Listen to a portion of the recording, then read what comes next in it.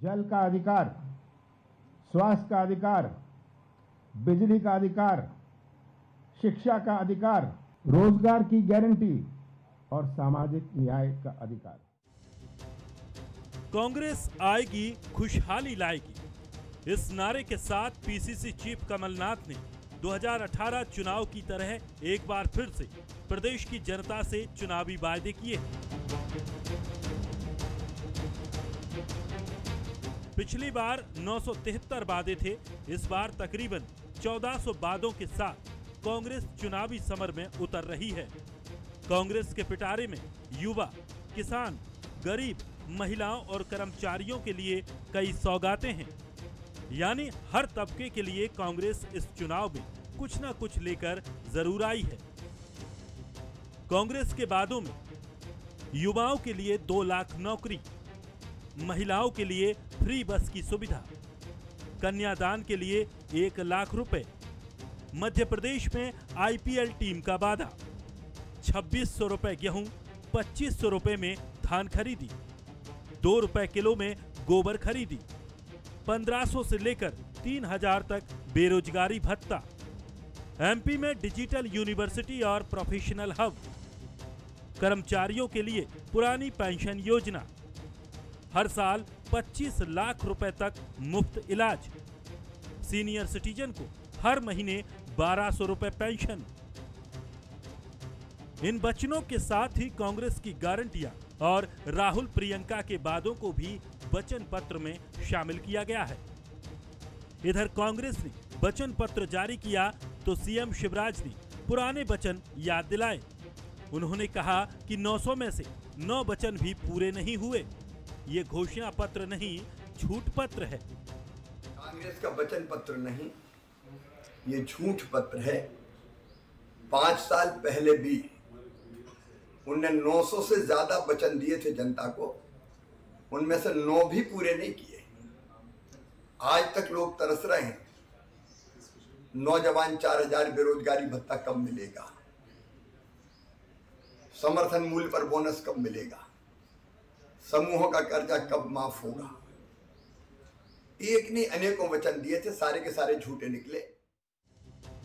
जाहिर है कि 2018 चुनाव में कांग्रेस के वचन पत्र ने कांग्रेस की सरकार बनाने में अहम रोल निभाया था। अब देखना होगा कि कांग्रेस के वचन 2023 चुनाव में क्या वजन रखते हैं। बंसल न्यूज के सवाल 1, क्या कांग्रेस के वचन पर जनता 2018 की तरह भरोसा जताएगी? सवाल 2, किसान कर्ज माफी फिर से बड़ा मुद्दा बनता नजर आएगा? सवाल नंबर 3, बीजेपी की योजनाओं और कांग्रेस के वचनों में कौन भारी पड़ेगा? नमस्कार, मैं हूं शरद द्विवेदी और हमारा आज का मुद्दा है वचन में कितना वजन। बीजेपी और कांग्रेस दोनों क्षमा करें, लेकिन वचन में तो वजन होता ही है। चाहे वो वजन कांग्रेस का हो जो आज वचन पत्र के जरिए सामने आया है, या इसके पहले बीजेपी के वचन हो जनता से किए गए। लेकिन वचन की उलझन भी हमने देखी है साहब।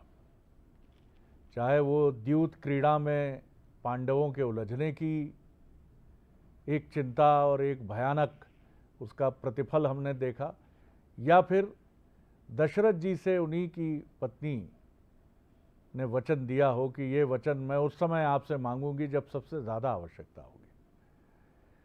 आप चुनाव जीतते रहें, बिल्कुल ठीक बात है, और चुनाव जीतने के साथ, लेकिन इसमें राजनेताओं का दोष भी नहीं है साहब। आप जो देख रहे हैं ये कार्यक्रम, आप क्या चाहते हैं?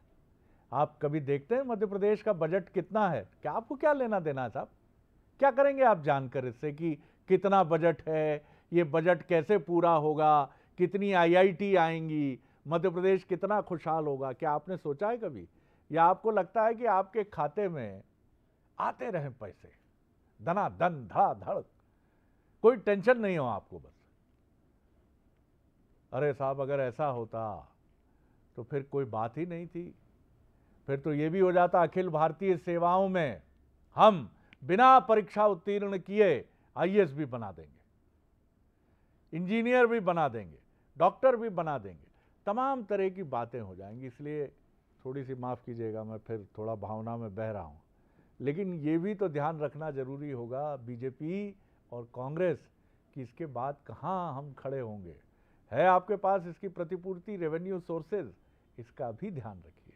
होगा ही, आप लोग बड़े विद्वान लोग हैं दोनों, आप समझते हैं मध्य प्रदेश को, मध्य प्रदेश की इकॉनमी को, तो इसका भी ध्यान रखिएगा साहब, क्योंकि इसके बाद आप कहें कि साहब हमने तो जनता से वायदा कर लिया और अब उलझ गए हैं थोड़ा, तो कौन निकालेगा सर? जनता कृष्ण नहीं है सर कि आप खड़े हो जाएं और वो अपने हाथ से गोवर्धन पर्वत को यूं थाम लेगी। थामना तो आप ही को है, क्योंकि जनता आपको कृष्ण के रूप में चुनती है। चलिए, ये तो हो गई साहब मेरी उलट बांसी, भावुक आदमी हूँ तो पटरी छोड़ देता हूँ थोड़ा सा, क्षमा कीजिएगा। हमारे साथ जो मेहमान हैं उनसे मुलाकात कर लीजिए। मेरे साथ स्टूडियो में है संदीप पौराणिक जी, वरिष्ठ पत्रकार, राजनीतिक विश्लेषक, और साथ ही हैं पंकज चतुर्वेदी जी, प्रवक्ता बीजेपी के, मोटिवेशनल स्पीकर, लेखक, और इसी के साथ हैं आनंद जाट जी, प्रवक्ता हैं कांग्रेस के, उनका भी मैं बहुत स्वागत करता हूँ। सबसे पहले संदीप जी आप ही की तरफ रुख करता हूँ। मेरी बातों को भूल जाइएगा, अभी तो हम वचन पत्र पे आते हैं। बड़ा ज़बरदस्त वचन पत्र है साहब, करीब करीब 1300-1400 के आसपास जो हैं तमाम कमिटमेंट्स हैं, वचन हैं जिसको हम कहते हैं। उसके बाद आप आगे बढ़ते हैं तो 101 के आसपास जो हैं वो पूरी तरह से प्रतिबद्धता दर्शाते हुए कि ये तो करना ही है, वो चीज़ें हैं। और काफ़ी मेहनत की है कांग्रेस ने, चाहे किसान हो, महिलाएं हों और युवा हों। खिलाड़ियों के लिए भी बड़ी अच्छी बात है, जो बहुत अच्छा लगा देखकर कि खिलाड़ियों के लिए आपने कम से कम ये चीज़ रखी है कि मेडल लाओ तो करोड़पति हो जाओ। बिल्कुल ठीक बात है साहब, आप क्रिकेट तो वैसे ही करोड़पति है, लेकिन यहाँ भी देखिए। ओवरऑल आप कांग्रेस के वचन पत्र और इसकी डिज़ाइन को कैसे देखते हैं? शरद जी, कांग्रेस का जो वचन पत्र आया है उसमें लगभग सारे वर्गों को खुश करने की कोशिश की गई, मुझे ऐसा लगता है। चाहे नौजवान हो, चाहे किसान हो, चाहे महिलाएं हो, चाहे कर्मचारी हो, सबको ऐसे करने की कोशिश की गई जैसे चुनाव जो आ रहा है वो उनकी ज़िंदगी में खुशहाली लेके आएगा, बदल देगा उनकी ज़िंदगी। और यही कारण है कि महिलाओं के लिए तमाम चीज़ें कही गई हैं, युवाओं के लिए हैं, रोज़गार की बात की गई है, किसान के लिए गेहूं और धान का मूल्य की बात की गई है। मुझे ये लगता है कि ये जो वादे हैं, कांग्रेस ये हमेशा कहती है, कांग्रेस के नेता भी ये कहते आ रहे हैं कि हमें वो वादे करने चाहिए जो पूरे कर सकें। एक विमर्श भी चल रहा है कई चीज़ों पर कि राजनीतिक दल जो घोषणाएं करते हैं उन्हें पहले ये बता देना चाहिए कि ये बजट हमारे पास कितना आएगा। क्या कांग्रेस ने या बीजेपी का जो आने वाला है, इनने आकलन किया है कि ये चीज़ें हम इतना कर देंगे तो कितना हम पर बोझ आएगा? मुझे लगता है कि राजनीतिक दल वो समीक्षा नहीं करते हैं कि जो हम करने जा रहे हैं उससे प्रदेश पर कितना असर पड़ेगा। अभी तो कांग्रेस का आया, बीजेपी का आएगा, तब भी वही बातें होंगी। तो कुल मिलाकर के ये ऐसा दौर है जब लोगों को खुश करने की कोशिश हो रही है, और उसी का परिदृश्य या यूं कहें कि तस्वीर मुझे कांग्रेस के घोषणा पत्र में नजर आ रही है। चलिए, मैं रुक करूंगा। हमारे साथी स्पेशल कॉरेस्पॉन्डेंट, हमारे एग्जीक्यूटिव एडिटर मनोज सैनी है। मनोज, एक क्विक रिएक्शन आपका, किस तरह से आप देखते हैं राजनीतिक दलों की? अगर मैं बात करूं फिर मैं आगे बढ़ता हूं, एक त्वरित प्रतिक्रिया आपकी। जी देखिए शरद जी, जैसा संदीप जी कह रहे थे, ये बात तो सच है कि सबको लुभाने का प्रयास किया गया, लेकिन मैं एक नई जानकारी दे रहा हूं कि भारतीय जनता पार्टी का जो दृष्टि पत्र जिसे कहा जाएगा वो भी जल्द आने वाला। मुझे लगता है कि 23 तारीख को दृष्टि पत्र दिखाई देगा भारतीय जनता पार्टी का, तो उसमें भी निश्चित रूप से अजीब वचन पत्र कांग्रेस लेकर आई है, हर बार को लुभाने का प्रयास किया है, तो बीजेपी भी शायद कुछ नया करने जा रही है जो उनके दृष्टि पत्र में समझ आएगा। लेकिन मैं फील्ड की बात करूंगा क्योंकि लगातार जनता के बीच में पहुंच रहे। ऐसा नहीं है शरद जी की वचन पत्र या दृष्टि पत्र को अब जनता नहीं समझ रही। ये पहली बार है जब करीब करीब 20 लाख के लगभग वो नया युवा होगा जो पहली बार वोट करने जा रहा है, वो समझ रहा है, वो हमसे बात कर रहा है। जब हम फील्ड में जाते हैं तो वो सोचता है कि ये बजट कहाँ से आएगा, यदि इनको सब दे देंगे तो मेरे साथ क्या होगा। इसीलिए चुनाव बहुत अलग है। ठीक है, आप अपने वचन पत्र लेकर आइए, आप अपना दृष्टि पत्र लेकर आइए, लेकिन नजर है उस युवा की नजर है जो 40% की लगभग इस बार युवा है जो वोट करने जा रहा है, उस युवा की नजर है जो करीब करीब 18 से 20 लाख है जो पहली बार वोट करने जा रहा है, उस महिला आधी आबादी की नजर भी है जो कुछ आबादी छूट गई। तो ऐसा नहीं है, सबकी नजर है और इसीलिए इस बार का चुनाव बहुत अलग है। आप वचन पत्र लेकर आइए, आप दृष्टि पत्र लेकर आइए, पर आपसे जनता जवाब मांगने वाली है। ये मैं फील्ड की बात आपसे कर रहा हूं। चलिए, तो जनता जवाब मांगेगी, लेकिन मेरा तो सवाल फिर वही जनता से है कि आप भी क्या चाहते हैं? आप भी तो यही चाहते हैं, तभी तो ये राजनीतिक दल आपको देने की कोशिश करते हैं। तो आप किनारे मासूम बनकर मत बैठ जाइए, आपको भी त्याग मूर्ति होना पड़ेगा। राजनेता क्या करेंगे? बहरहाल चलिए, आनंद जी पहली रिएक्शन आपकी, फिर मैं पंकज जी की तरफ चलूँ। जी देखिए, आज कांग्रेस पार्टी ने अपनी विचारधारा सेवा, संघर्ष और बलिदान, सबसे पहले हिंदुस्तान की सोच के साथ मध्य प्रदेश की जनता को सर्वोपरि मानते हुए जनता को ये मध्य प्रदेश के भविष्य का एक मानचित्र प्रस्तुत किया है कि हम कैसा मध्य प्रदेश बनाने की योजना लेकर आए हैं। जनता से कमलनाथ जी जब बार बार कहते हैं कि हम सबको मिलकर एक नया मध्य प्रदेश गढ़ना है, जहां भ्रष्टाचार ना हो, जहां माफिया राज ना हो, जहां किसान कर्ज मुक्त हो, जहां युवाओं के सपने भर्ती परीक्षाओं के नाम पर बेचे ना जाते हों, ऐसी पारदर्शी भर्ती प्रक्रियाओं की व्यवस्था की जाएगी। तो ये जो वचन पत्र है, ये हमारी इच्छा को दिखाता है और हमारी जनपक्षधरता को दिखाता है और हमारी वचनबद्धता को दिखाता है। और सारी चीज़ें हैं, आपने बहुत सारे सवाल उठाए, बहुत जिम्मेदारी के साथ मैं कह रहा हूँ कि जो इस वचन पत्र के साथ जब हम जनता के बीच जाएंगे तो हमारी आंखों में एक एक कार्यकर्ता के मन में ये विश्वास है कि आदरणीय कमलनाथ जी के नेतृत्व में मध्य प्रदेश में कांग्रेस पार्टी इसके प्रत्येक वचन को, अगर 60 महीने का हमें मौका मिलता है, 5 वर्षों का अगर हमें मौका मिलता है, तो हम इस वचन पत्र के एक एक वादे को, एक एक वचन को पूरी तरह से निभाएंगे। चाहे किसानों की कर्ज माफ़ी की बात हो, चाहे नंदनी गोधन योजना के माध्यम से गोबर खरीदने की योजना हो, चाहे जो युवाओं के लिए रोजगार की व्यवस्था और नई युवा नीति के साथ नए युवा आयोग का मामला हो, भर्ती परीक्षाएं जो 18 साल की जो भर्ती परीक्षाओं में धांधलियां हुई हैं, चाहे पटवारी भर्ती परीक्षा हो, व्यापम 1, व्यापम 2, व्यापम 3, ये सभी परीक्षाओं की जांच के लिए भर्ती आयोग बनाया जाएगा, भर्ती जांच आयोग बनाया जाएगा। एक अलग भर्ती आयोग की भी व्यवस्था मध्य प्रदेश में युवाओं के लिए की जाएगी। खिलाड़ियों का जिक्र आप कर चुके हैं। माताओं बहनों के लिए 1500 रुपये नारी सम्मान के अंतर्गत, सस्ता सिलेंडर। मैं समझता हूं कि मध्य प्रदेश में भारतीय जनता पार्टी का कार्यकर्ता भी चाहता है कि किसान कर्ज मुक्त हो, वो चाहता है कि रोजगार सबके लिए हो, वो भी चाहेगा कि नारी सम्मान हो। तो मैं समझता हूं कि ये जन जन के विश्वास का वचन पत्र है शरद जी। चलिए, सम्मान आपका भी हो, पंकज जी का भी हो, संदीप जी का भी हो, शरद जी का भी थोड़ा बहुत कर लीजिए। हालांकि हम लोग बड़ी नासमझ बिरादरी हैं सर, बड़ा मजाक उड़ता है हम लोगों का, हर तरह से बड़ा मजाक उड़ता है। थोड़ा बहुत आप लोग भी हम लोगों से भी थोड़ा स्नेह रखिए। पंकज जी, किस तरह देखते हैं आप? जी देखिए शरद जी, जब भी चुनाव होता है तो ऐसे वचन पत्र कांग्रेस पार्टी की लाने की परंपरा बाकी दल भी लेकर आते हैं, नाम कुछ भी हो। लेकिन यदि गंभीर विश्लेषण करें तो इसमें उन्होंने बेरोजगारों के लिए बात करी 1500 से 3000 रुपये बेरोजगारी भत्ते की। पिछले वचन पत्र में 4000 की बात थी, तब 4 पैसे नहीं दिए शरद जी। आज इस मध्य प्रदेश में सीखो कमाओ योजना है, जहाँ सीखने के दौरान 8 से 12000 रुपये का स्टाइपेंड मिलता है, यानी उसको हम शिष्यवृत्ति कहते हैं, वो मिलती है सीखने के साथ साथ, और आपको रोजगार के अवसर मिलते हैं। ये योजना मध्य प्रदेश में प्रारंभ है। सस्ता सिलेंडर मध्य प्रदेश की 1 करोड़ से अधिक लाडली बहनाओं को मिल रहा है, ये योजना मध्य प्रदेश में प्रारंभ है। एक कांग्रेस का वादा था पेट्रोल डीजल के रेट कम करेंगे, पिछली बात कर रहा हूँ, इस बार गड़प करके बात ही नहीं करें, पिछली बार कम नहीं किया।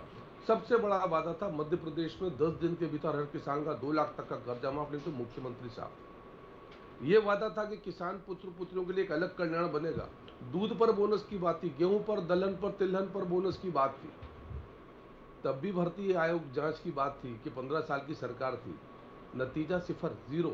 शरद जी, हमारा इतना से कहना है कि कांग्रेस को वचन पत्र का अधिकार है, पिछली बार 973 वचन पत्र लिखकर ये कहा गया कि मामा ने खजाना खाली कर दिया, खजाना खाली है, पैसा नहीं है, नहीं तो मैं ये भी कर देता वो भी कर देता। इसी मध्य प्रदेश में संबल योजना बंद की गई। इसी मध्य प्रदेश में सहरिया भारिया बैगा जनजाति की बहनों की 1000 रुपए की पेंशन बंद की गई। इसी मध्य प्रदेश में 2.5 लाख प्रधानमंत्री योजना के आवास वापिस किए गए कि सरकार के पास मैचिंग ग्रांट नहीं थी। इसी मध्य प्रदेश में किसानों का फसल बीमा का प्रीमियम नहीं भरा गया क्योंकि कमलनाथ जी तो तत्कालीन मुख्यमंत्री, उनके शब्दों में खजाना खाली था। तो 973 में आपकी सांसें फूल गई थी, खजाने के नाम पर आप उनकी पूर्ति नहीं कर पाए थे। अब ये 12, 13, 1400 जो आपने लिखे तो लोग इस पर विश्वास करेंगे क्या? हम तो ये अपेक्षा कर रहे थे कांग्रेस पार्टी की रखती सरकार 2018 का वचन पर सामने रखती और बताती कि 15 महीने में क्या किया था, कुछ तो करके बताते। कुछ भी नहीं किया। नीले फॉर्म, पीले फॉर्म, 2000, 5000। आज हमारे अध्यक्ष जी ने कहा कि जिसकी 24,000 का नोट था, 13 रुपए की किसान कर्ज माफी। ऐसे आप आंकड़ा बना लीजिए, कोई दिक्कत की बात नहीं है। लेकिन जनता अपने आप को 15 महीने की सरकार में ठगा से महसूस करती है। कभी आपने सुना शरद जी शिवराज जी के मुंह से उन्होंने धना भाव की बात करी हो? आज मध्य प्रदेश टॉप 3 स्टेट में गेहूं उपार्जन में नंबर 1 है, चना उपार्जन नंबर 1 है। उपार्जन यानी उपार्जित करके भुगतान किया। 3 लाख करोड़ से अधिक का भुगतान मध्य प्रदेश के अन्नदाता को किया केंद्र की और सरकार ने, और बीजेपी सरकार ने। इसमें योजना भी है, मुआवजा भी है, उपार्जन भी, ढेर सारी चीजें। तो ऐसे सारे जब विषय सामने आते हैं तो जनता स्वीकार करती है कि कांग्रेस का झूठ पत्र है। पिछली बार 973 थे, इस बार 13-1400 लेकर आ गए, पर विश्वास कोई नहीं करेगा आप पर। आप कुछ कह रहे थे आनंद जी? भाजपा का विवेक है कि वो किस तरह से झूठ फैलाए, भ्रम फैलाए। उनका ये अधिकार है कि वो कांग्रेस पार्टी के वचन पत्र का विरोध भी करे। राजनीतिक विरोधी हैं तो करना भी चाहिए। लेकिन मध्य प्रदेश के किसानों को अगर 2600 रुपये समर्थन मूल्य मिले तो मैं समझता हूं इसका विरोध नहीं करना चाहिए भाजपा को। भाजपा को अगर धान के किसानों को कांग्रेस पार्टी 2500 रुपये समर्थन मूल्य देना चाहती है तो भाजपा को इसका विरोध नहीं करना चाहिए और समर्थन में आना चाहिए कि हाँ हम भी देंगे, आप आइए ना इन वादों के साथ, क्या दिक्कत है। मध्य प्रदेश में जब हमने किसानों की कर्ज माफी की 21 सितंबर 2020 को, या तो भाजपा के प्रवक्ता की पार्टी के कृषि मंत्री कमल पटेल जी विधानसभा में झूठ बोल रहे थे जब उन्होंने कहा था कि 27 लाख किसानों की 11,000 करोड़ की कर्ज माफी की गई है, या तो आज झूठ बोल रहे हैं उनके प्रवक्ता।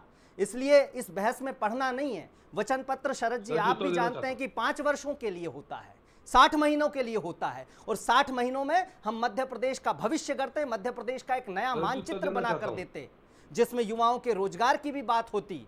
एक बहुत बड़ी बात बार बार मैं सुनता रहा हूं कि किस तरह से भ्रम फैलाया जाता है कि बैंड बजा। सर एक बस संदीप जी की तरफ आऊंगा। 10 सेकंड, ये अंतहीन है, 10 सेकंड, ये अंतहीन है और माफ कीजिएगा मैं आप दोनों से कहूंगा कि इस बहस में कोई रस नहीं आता। सर आप कहते हैं आप गलत और आप कहते हैं आप गलत। आप बताइए मुझे इस बहस में क्या रस है? आप दोनों मिलकर मुझे भी गलत ठहरा दें कि आप भी गलत हैं शरद जी, आपकी दिशा ही गलत है एंकरिंग की। इस बहस में क्या रस है सर? कोई नई बात आप दोनों के मुख से सुनूं मैं कि कटौती करने के लिए हम तैयार हैं, मध्य प्रदेश कड़े फैसलों के लिए तैयार रहो। जी पंकज जी बोल लीजिए, आप भी वही कहेंगे झूठ पत्र। नहीं, मैंने सर जी नहीं कहा, मुझे यहाँ झूठ साबित करने की कोशिश करी, उसका मैं उत्तर दे रहा हूँ सर। मैं नहीं, झूठ पत्र क्यों? मैंने इसके प्रमाण दिए सर, मैंने व्यक्तिगत आरोप नहीं लगाया। मध्य प्रदेश में विधानसभा में कृषि राज्य मंत्री जो गिरिराज दंडोतिया थे, कमल पटेल जी नहीं थे, उन्होंने स्वीकार करा कि कांग्रेस पार्टी ने 2000, 4000, 5000 की कर्ज माफी करी, उसका उल्लेख किया। 6000 करोड़ की कर्ज माफी करी, उसका उल्लेख किया विधानसभा में। हमारा सवाल यह है कि राहुल गांधी जी का वचन क्या था? 10 दिन के भीतर हर किसान का 2 लाख तक का कर्जा माफ। नहीं तो मुख्यमंत्री साहब उसकी बात कर रहे हैं, 4000 बेरोजगारी भत्ते की बात कर रहे हैं, दूध पर बोनस की बात कर रहे हैं, पेट्रोल डीजल पर कम करने की बात कर रहे हैं। ये क्या झूठ बोल रहा हूं मैं? यदि ये झूठ लगता है तो कांग्रेस के झूठ का उत्तर जनता देगी, जैसे 28 सीटों को चुनाव में दिया था। पहले बीजेपी ने तमाम बड़ी घोषणाएं की और ये कहा गया कि वो फ्री बीज हैं, रेवड़ियों की बात है, जो कि बीजेपी की शैली का हिस्सा नहीं है, ऐसा भी माना गया। सुप्रीम कोर्ट भी इस पर अपनी बात कह चुका है, प्राइम मिनिस्टर मोदी साहब भी अपनी बात कह चुके हैं। सवाल ये नहीं है कि हम समझते हैं चुनाव कितनी अहम कड़ी है, कितना परिश्रम लगता है, कितनी मेहनत लगती है। जो सत्ताधारी दल होता है वो 5 साल संकल्पना बनाता है कि फिर लौटे, जो विपक्ष में है वो सड़क से लेकर सदन तक संघर्ष करता है कि वो सत्ताधारी दल के रूप में आए। अब महत्वपूर्ण बात यह है कि आप घोषणाएं करिए, वचन पत्र बनाइए, आप दृष्टि पत्र बनाइए और जनता के लिए, बिल्कुल समाज के कमज़ोर तबके के लिए करिए, लेकिन साथ ही क्या ये नहीं बताना चाहिए कि इसकी प्रतिपूर्ति कहाँ से होगी। एक ये पत्र भी सामने नहीं आना चाहिए कि आप ये कह दीजिए नहीं हम कर लेंगे। भैया थोड़े बहुत जो पढ़े लिखे समझदार लोग हैं, हम तो नहीं हैं, लेकिन जो हैं, जो अर्थव्यवस्था को समझते हैं, उनको पता भी चले कि अगर आप 25,000 करोड़ 50,000 करोड़ की घोषणाएं कर रहे हैं तो वो लाएंगे कहाँ से, या पूरा तो नहीं ला सकते, कम से कम उसका 70% तो लेकर आइए। जी संदीप जी। शरद जी, राजनीतिक दल हैं, वो चुनाव जीतना उनका पहला मकसद होता है, इसीलिए वो घोषणाएं करते हैं। और मध्य प्रदेश लगातार कर्जदार होता जा रहा है, कर्ज का प्रतिशत बढ़ रहा है इन्हीं घोषणाओं की बदौलत। लेकिन सबसे बड़ी बात यह है कि राजनीतिक दल को वोट चाहिए। जैसा आपने कहा कि ये भी बताना चाहिए कि प्रतिपूर्ति कहाँ से होगी, कोई राजनीतिक दल नहीं बताता शरद जी, क्योंकि वो उस पर बताने जाएगा तो उसका खजाना वाला हिस्सा खाली है कि ये पैसा कर्ज लेके वो सारे काम कर रहे हैं, मुझे लगता है। और जनता को अगर आप सच बता देंगे तो आपकी कलई खुल जाएगी। तो राजनीतिक दल उस कलई खुलने से डरते हैं और उस विषय पे या उस पक्ष पर नहीं जाते कि प्रतिपूर्ति हम कहाँ से करेंगे। और गरीब तबका हमारे यहाँ बहुत है, उसे खुश करने का तरीका एक ही है कि सीधा पैसा पहुँचाइए, सीधा सुविधाएं दीजिए। कौन बात करता है कि सरकारी स्कूल में बेहतर होंगे, टीचरों की स्थिति बेहतर होगी, अस्पताल बेहतर बनेंगे, इनकी बात कोई नहीं करता शरद जी, क्योंकि उसे लगता है कि ये तो कर भी देंगे तो हो सकता है उसका लाभ नहीं मिले, लेकिन किसी की पॉकेट में पैसा जाएगा तो वो हो सकता है हमें सीधा वोट दे दें। इसीलिए फ्रीवीज की बात आती है, रेवड़ी की बात आती है और वादों की और वचन की बात आती है।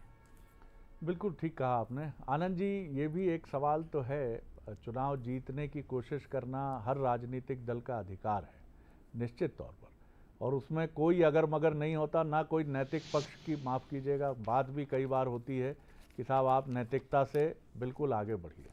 लेकिन ये तो है कि जनता को आप कहाँ ले जा रहे हैं, बीजेपी हो, कांग्रेस हो, तमाम दल हो, कि आपने कह दिया तुम्हारे घर पे ही राशन कार्ड आ जाएगा, तुम्हारे घर ही राशन भी पहुंच जाएगा, तुम्हारे घर ही हम जन्मदिन पर भी आएंगे, तुम्हारे यहाँ ईश्वर ना करे कोई गमी है तब भी हम पहुंच जाएंगे, तुम्हारी गाली भी हम सुन लेंगे, तुम्हारे लिए घोषणाएं भी हम कर देंगे।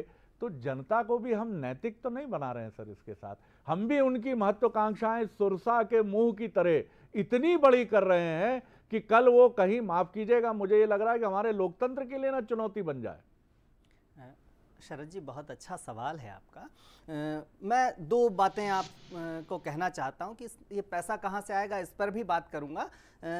जैसे हेल्थ की बात की पौराणिक जी ने, तो जो स्वास्थ्य का अधिकार, हमने इसमें 7 बिंदुओं में एक लिखा है परिवार का वचन पत्र।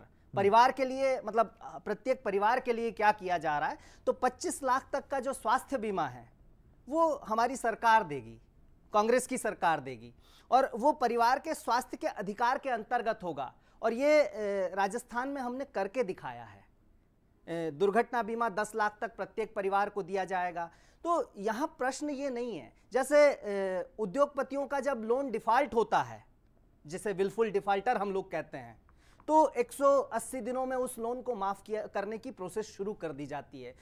बैंक उसको बेड खातों में डाल देती है कि ये बट्टा खाता है, अब इससे लोन नहीं आएगा। तो ऐसे जो किसान दिवालिया हो गए हैं, या जिन किसानों के साथ, ये हमने करके दिखाया बैंकों के साथ बातचीत करके। जब उद्योगपतियों का लोन माफ़ हो सकता है इस देश में, तो किसानों का क्यों नहीं हो सकता है।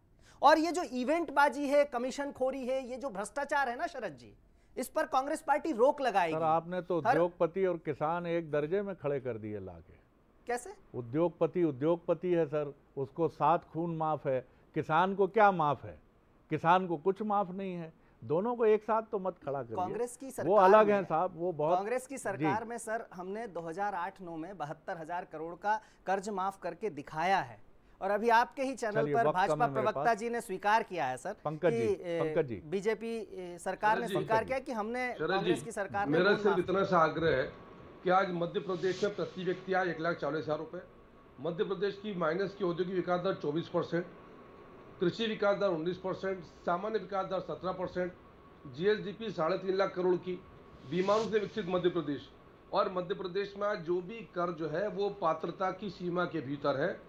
2003 की कांग्रेस की सरकार के समय ना तो तनख्वाह बांटने के लाले पड़ रहे हैं, ना ओवरड्राफ्ट करना पड़ रहा है, ना कभी कहना पड़ रहा है खजाना खाली है। और दूसरा, आज पूरी चर्चा कांग्रेस के वचन पत्र के साथ साथ कपड़ा फाड़ प्रतियोगिता की थी। जिस प्रकार इसका ये भी अर्थ नहीं है कि घोषणाएं होती रहे फिर जम के। नहीं शरद जी, घोषणा में आपने जो सवाल उठाया वाजिब सवाल, मैं तो आपको उसकी इकोनॉमिकल सपोर्ट बता रहा हूं कि आर्थिक सबलता क्या है। क्या कौन सा ऐसा राज्य है, कौन सा देश है जो विकास के लिए कर्ज नहीं लेता सर? कर्ज किसको मिलता है? पात्रता के भीतर।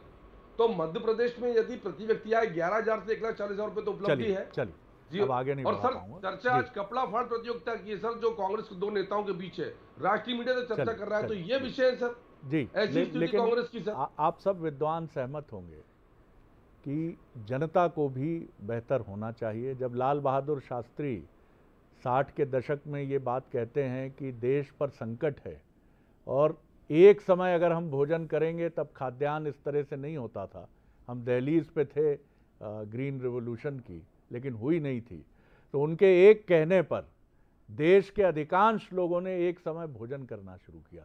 आज कोई दल कह के देख ले, क्योंकि आदत आपने खराब की है, आदत आपने बिगाड़ी है और जनता बिगड़ती गई है। मुझे कहने में संकोच नहीं है, हम छोटे थे, मध्यम वर्गीय परिवार से थे, नहीं समझते थे, दिवाली आती थी जैसे अब आ रही है, पिताजी खूब हमारी फरमाइशें पूरी करते थे, लेकिन उनका चेहरा मुरझाता जाता था।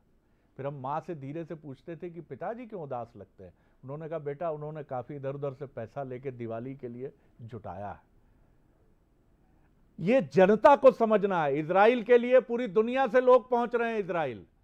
राष्ट्र प्रेम का हम क्या मतलब समझते हैं कि आने दो, आन दो, आन दो, आन दो, कराए जाओ घोषणाएं भाई लोगों से, चाहे बीजेपी हो या कांग्रेस हो। प्रभु आप ठीक रास्ते पे नहीं है। जनता जनार्दन, मैं आपसे कह रहा हूं, आपको भी समझना पड़ेगा। ये मध्य प्रदेश शिवराज जी का, कमलनाथ जी का जितना है उतना ही आपका है, और आप अगर इस रास्ते पर मध्य प्रदेश को ले गए तो महाराष्ट्र, गुजरात, तमिलनाडु, कर्नाटक, उससे रेस में साहब पीछे तो जाएंगे। थोड़ा समझिएगा। चुनाव चलता रहेगा, लेकिन यह मत मानिए कि इस समय बाबूजी को ब्लैकमेल करके दिवाली अच्छे से मना लेंगे।